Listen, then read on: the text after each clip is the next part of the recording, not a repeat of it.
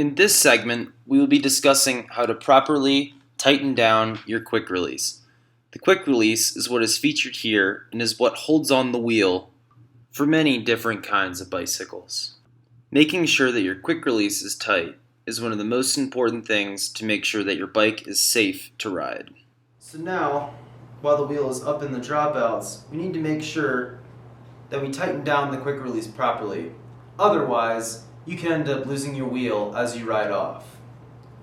So,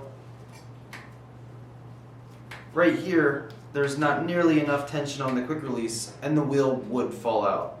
So, we need to take our other hand here, this bolt, and tighten it up a bit. Still not quite there yet, but there's a little more tension.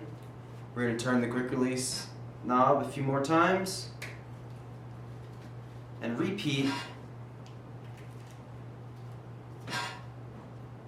until it is difficult but not too hard to close the quick release.